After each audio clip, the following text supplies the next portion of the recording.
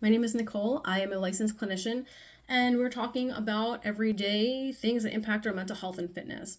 This is our PTSD/trauma series, and we just talked about complex trauma and how it looks similar to a PTSD diagnosis and also is not a separate diagnosis in the DSM 5 quite yet, but it does have slightly different criteria. What we do know for both types of post traumatic stress is that it kind of always ends up resulting in safety issues, trust issues, power and control issues, esteem issues, and intimacy issues.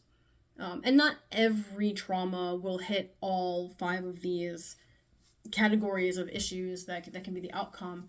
But in my experience, I've seen people maybe not really be able to apply to one of the four, but then the other four kind of really stand out.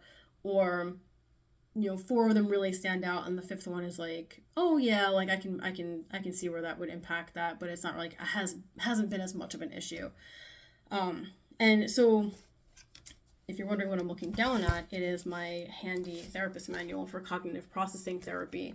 This is a really great therapy that I love to do with people who have trauma because it is highly effective.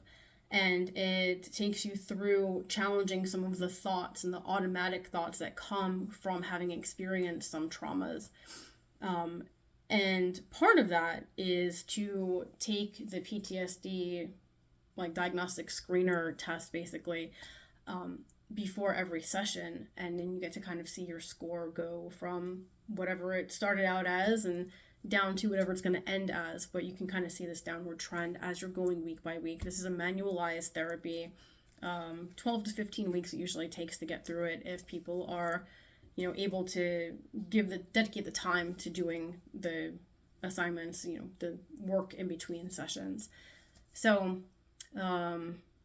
that is one treatment strategy that you can ask a therapist for if you suspect that you have complex PTSD or PTSD.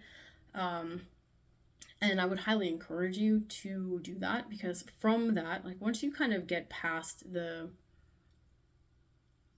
negative consequences of traumatic events, you can really start seeing some post-traumatic growth. And we'll talk about that later.